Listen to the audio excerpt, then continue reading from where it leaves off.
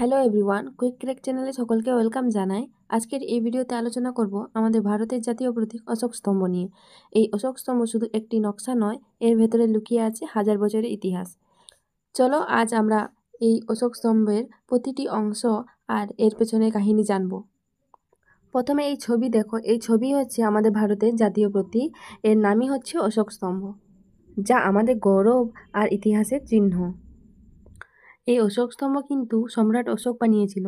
কে বানিয়েছিল? সম্রাট অশোক বানিয়েছিল। সম্রাট অশোক কিন্তু বিন্দুসারের পুত্র ছিল। আর এই হচ্ছে কলিঙ্গ যুদ্ধ করেছিল, উড়িষ্যার কলিঙ্গ যুদ্ধ। এই কলিঙ্গ যুদ্ধে কিন্তু লক্ষ লক্ষ মানুষ মারা গেছিল। ওই যুদ্ধের পরই কিন্তু অশোকের হৃদয় পরিবর্তন হয়ে যায় আর যুদ্ধই ত্যাগ করে দেয় এত মানুষের মৃত্যু দেখে। তারপরেই সে বুদ্ধ ধর্ম গ্রহণ করে সে অশোক স্তম্ভ বানিয়েছিল। অশোক স্তম্ভ কবে বানিয়েছিল? প্রায় 2300 বছর আগে। এখানে দেখো, এই অশোক স্তম্ভ কোথায় অবস্থিত? সারনাথে অবস্থিত।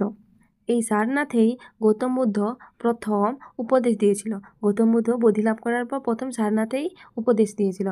আর এই অশোক স্তম্ভ সম্রাট অশোক ওখানেই বানিয়েছে, সারনাথে। বিখ্যাত স্তম্ভ ধার্মিক স্তূপের কাছে, এটা না মনে রাখলেও হয়।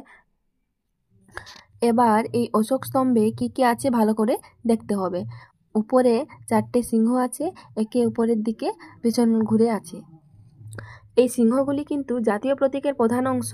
এর মাধ্যমে সাহস, শক্তি, শান্তি ও ঐক্যের প্রতীক বোঝায়। তারপরে দেখো, এই অশোক স্তম্ভে কোন কোন পশু আছে। ঠিক আছে, উপরে তো 4টে সিংহ হলো, একে অপরে পিছন ঘুরে আছে। তারপরে এই জায়গাটাতে দেখো, এখানে একটা সিংহ আছে। এই সিংহ হচ্ছে বুদ্ধের ধর্ম প্রচারের প্রতীক। এখানে সম্রাট অশোক কিন্তু বুদ্ধদেবকে অনুসরণ করেই অশোক স্তম্ভ বানিয়েছে। যেমন হাতি বুদ্ধের জন্মের প্রতীক, ঘোড়া বুদ্ধের গৃহত্যাগের প্রতীক, ষাঁড় বুদ্ধের শক্তি ও কর্মের প্রতীক, সিংহ বুদ্ধের ধর্ম প্রচারের প্রতীক। এই সবগুলো পশু কিন্তু এখানে আছে। উপরে তো 4টে সিংহ আছে, নিচে এই যে সিংহ একটা আছে, তারপর সে পাশে ঘোড়া আছে, আবার ষাঁড়ও আছে। তাহলে এই অশোক স্তম্ভে কোন কোন পশু রয়েছে? হাতি, ঘোড়া, ষাঁড়, সিংহ। আগের ছবিতে সিংহ দেখা যাচ্ছিল, এই ছবিতে দেখো ষাঁড় আর ঘোড়া দেখা যাচ্ছে। এইখানে দেখো, আমাদের যে প্রধানমন্ত্রী দাঁড়িয়ে আছেন, এই যে গোল চাকার মতন আছে, এখানে কয়টি দাগ বা স্পোক রয়েছে? এখানে 24 দাগের ধর্মচক্র আছে। মানে কয়টি স্পোক রয়েছে? 24টি দাগ রয়েছে। 24টি দাগ বা স্পোক বলতে পারো। এই গোল চাকাটাই হচ্ছে আমাদের ধর্মচক্র। এটি কিন্তু আমাদের ভারতীয় পতাকার মাঝেও রয়েছে। এটি কিন্তু ন্যায় ও সত্যের পথ নির্দেশ করে। আর এই 24টি দাগ মানে জীবনের 24টি নীতি বোঝায়। পরের দেখো 8 নম্বর পেজ। এখানে সিংহ নিয়েও আলোচনা হয়ে গেছে, আমাদের এখানে ধর্মচক্র নিয়েও আলোচনা হয়ে গেছে, আর এখানে যতজন পশু আছে সব নিয়ে আলোচনা হয়ে গেছে। এবার দেখো এই পদ্ম ফুল।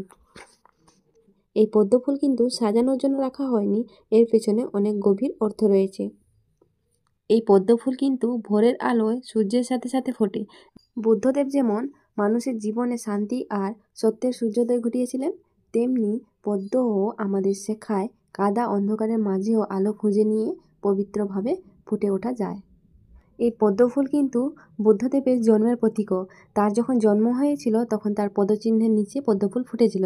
তাই এই পদ্ম ফুলকে বুদ্ধদেবের জন্মের প্রতীক ও পবিত্রতার প্রতীকও বলা হয়। আর গৌতম বুদ্ধ কোথায় জন্মগ্রহণ করেছিল একটু কমেন্ট করে জানাবে। আর এই অশোক স্তম্ভ তখন কলিঙ্গ যুদ্ধের পর তার হৃদয় পরিবর্তন হয়ে বুদ্ধ ধর্ম গ্রহণ করেছিল। তাই পুরোটাই গৌতম বুদ্ধকে অনুসরণ করেই বানিয়েছে। আর এই পদ্ম ফুল কিন্তু আমাদের ভারতের জাতীয় ফুল। কবে স্বীকৃতি দেওয়া হয়েছে জাতীয় ফুল হিসেবে? 1950 সালে।